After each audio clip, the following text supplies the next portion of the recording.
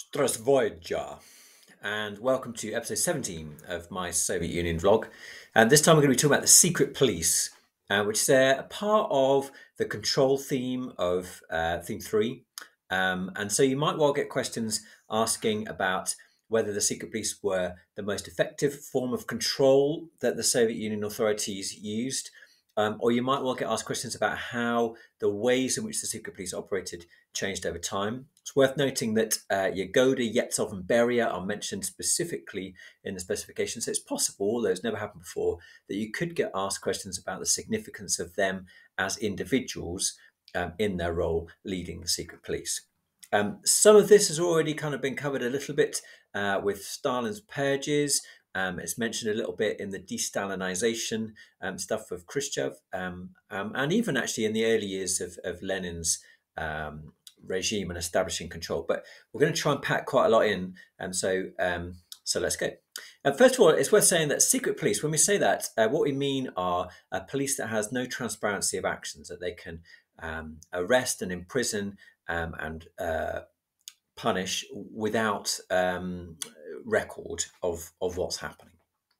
So they're not a secret organization, very much an organization that people know about and fear, and that's the whole point of them, that the atmosphere of terror, this is another important point, the atmosphere of terror that's established is really as important, I think, as the actions themselves. So both those things are significant. Even if the actions change, if people remain fearful, then there's still a police state in place. So secret police were established by Lenin, of course, enlarged massively under Stalin, where terror became an essential feature of his regime. And then afterwards, they become less cruel, I guess, less violent, certainly, but they remain a key part of Soviet life right through until 1985. So Lenin established the Cheka in 1917 under the leadership of Felix Dzerzhinsky, initially as a short-term necessity, or at least that's what they said. In the Civil War, they were given powers which established them as kind of a secret police, almost operating independently of other organizations. And their activities really took off after the attempted assassination of Lenin in August 1918 by Franja Kaplan, leading to a wave of arrests, particularly focused on the SRs and the Mensheviks, other socialist parties. Up to 200,000 people were shot during that period. And in fact, execution became the rule rather than the exception straight away, really, for the secret police. They also target Tsarists, trade unionists, deserters from the Red Army, and they used, under war communism during the Civil War, to requisition grain at that stage. In 1922, they're revamped as the GPU, and then in 1923 as the OGPU. And these reorganizations were really a way of establishing their independence from other state institutions. Stalin, of course, takes this organization and sort of structure, this footprint, and expands it hugely. Their power is expanded in 1934 when he merges the OGPU with the Interior Ministry, creating the NKVD. And that's the organization that he uses during the purges, the NKVD. A change in what Stalin does through the 30s is that he uses secret police against the party, not just against individuals outside, identified opponents, but also that he increases the amount of terror to, I was going to say to an industrial scale, but it's almost beyond that, really.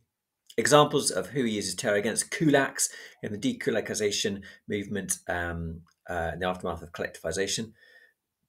Political opponents, starting really with the show trials against Zinoviev and Kamenev, where arrests were undertaken in the middle of the night to disorient the accused. And they were then taken to the Lubyanka prison in Moscow, where they were tortured until they were confessed. And in those show trials and those political trials, the show trial was used. They're accused of crimes and then sentenced to death. They were often, though, tortured into confessing on the basis that this sort of deal was offered that they would, their family would be saved. Sometimes they were, sometimes they weren't. But also because they wanted to kind of find the next target from that. So naming associates was the key part of that. Now, we're going to need to have a look at the leaders of the NKVD during this time. So we'll start with Yagoda. He became head of the secret police in 1934 when it was rebranded the NKVD. And he oversaw a rapid expansion of the gulags, transforming them into a vast system of forced labour camps used for industrialization. So his aim was to exploit resources where no one worked or lived currently. So it's kind of part of the whole industrialization program. A good example of what was achieved through that, the White Sea Canal, 141-mile canal that was used, was built by 180,000 labourers, dug by hand. To save time, they actually dug it a little bit shallower than was required. So it was actually only 12 feet deep, which is pretty useless. But anyway, and 10,000 lives were lost during the digging of the canal. So is it a success? Is it not? Nevertheless, the Gulag system is a big thing. Yagoda's influence increased in 1936 under the Great Purge when he was tasked with arresting party members. This is the change that we talked about, party members accused of having Trotskyite links. But Yagoda was a little bit reluctant, perhaps a little bit unenthusiastic, maybe just a bit too concerned with procedure. And so he was removed from office and replaced with Nikolai Yetsov. Yagoda was executed in 1938, by the way. Nikolai Yetsov is in charge of the NKVD during the most excessive phase, what was called the Yetsovshchina, the Yetsovshchina, or the Great Purge. He sped up the process of arrest, trial, and imprisonment hugely, making these courts, the troika, made up of 3 people, one of whom would always be the local NKVD boss.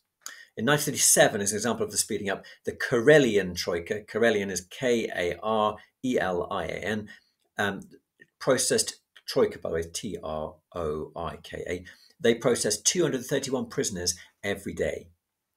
And the NKVD as a whole quadrupled the number of detectives. They brought in extra staff for torturing people. NKVD officers who carried out executions were awarded medals. The whole thing was kind of just ramped up hugely to be this also war against the people, I guess. Under Yetsov, the people that were considered opponents of the revolution included people who failed to show sufficient commitment to the revolutionary cause. A clear message was being sent to the Soviet people that if you stepped anything out of line, or even looked like stepping out of line, then you would your freedom, your life was under threat. So this is the very nature of terror, I guess. Yetsov infamously liked torturing suspects himself. On one occasion, he turned up to a Politburo meeting with blood still on the cuffs of his sleeves. These excesses and the fact that the Great Terror got kind of out of hand by 1938 concerned Stalin that actually it was doing more damage than good. And so Yetsov was dismissed. He was accused personally of taking the terror too far. And probably there's a bit of that in it, but also he was trying to do that to impress Stalin, and Stalin wasn't stopping him. So there's also that element of Stalin using Yetsov as a scapegoat to reduce the terror. Yetsov was replaced with Lavrentiy Beria, a man with great organisation skills, as well as a horrible personality. Let's not dwell on that, though. He was actually presented as someone who was going to come in and curb the excesses of the secret police. And he did feel that indiscriminate arrests were a waste of manpower and that they needed to be more productive. So under Beria, things are more organised, more ordered, more strategic, perhaps. He tried to make the Gulag more profitable. So he introduced food rations to try and get the maximum work out of prisoners. And he used particular individuals in the gulags for specific tasks. So 1,000 scientists were put to work on various projects in special camps. And he said this was amazing and brought all sorts of new pieces of military hardware. Maybe, but it is true, certainly, that Andrei Tupolev, Tupolev, designed the Tu-2, which is one of the most important aircraft of World War II on the Soviet side. Sergei Korolev was also there during the war, who later becomes very significant in the space program, and he started working on rockets in the gulags as well. So, and it's also true that he does make them more profitable. In 1937, the gulags contributed 2 billion rubles to the Soviet economy. It was up to 4.5 billion rubles by 1940. And over a third of the country's gold and lots of its timber and coal were produced through the Gulag. So Beria very successful in that sense. Also, it was under Beria that the NKVD murdered Trotsky in Mexico in 1940. So showing actually how the ambition and the reach of the NKVD was undiminished. During the Second World War, Beria was still in charge of the secret police all the way through up to 1953, and they were given some supervision powers over the Red Army, responsible for disloyalty and desertions, ensuring that they didn't happen. And also control over suspect national minorities. Stalin was very suspicious of particular groups like the Crimean Tatars, the Volga Germans, the Chechens, who were all moved within the Soviet Union with great loss of life by the secret police. That's a Beria job as well.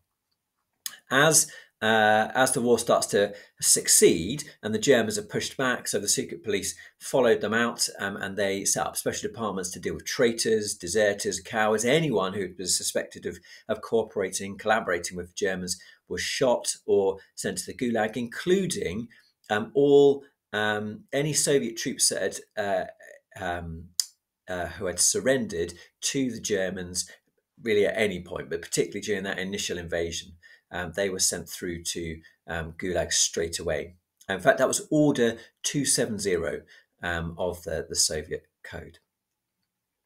After the war, there was growing rivalry between the Politburo members, and Beria plays a key role in that. He saw his chance to gain Stalin's favour by launching a purge of the party, the Communist Party in Leningrad. Over 2,000 members were imprisoned or exiled in 1949.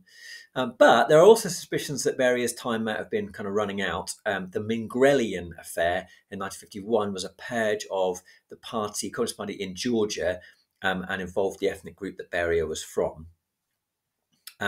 That said, in 1953, Beria's power and influence was massive when Stalin died. He controlled the secret police, Soviet spies around the world, the Gulag system. He had a lot of industrial power through that. And so because of that, that's why he's both initially one of the key players in the collective leadership, but then very quickly removed by the others because they fear him so much. He actually accused Khrushchev of being a moon-faced idiot, which I wanted to let you know. But of course, underestimated Khrushchev, who wins out in the end. I think we'll just finish this bit and then I might finish the video and we'll do later on secret police stuff in the next one. So with Beria removed from power, the Politburo was able to limit the independence of the secret police, and they brought the secret police back under the control of the party and answerable to the Soviet Security and Intelligence Service, which is the KGB. So that's a change that's made there. Khrushchev then got rid of the Gulag system and removed forced labour, so they also lose their economic influence, and that never again plays a part in the Soviet economy. The Lubyanka was also closed down as a prison. The last person to be held in the Lubyanka apparently was Gary Powers, whose U-2 spy plane was shot down in 1960. So we'll leave it there, and rather than making this a huge episode, we'll pick it up again next time, where we'll talk about Andropov and his suppression dissidents and look at the change in continuity in secret police over the period. Thanks so much. See you next time.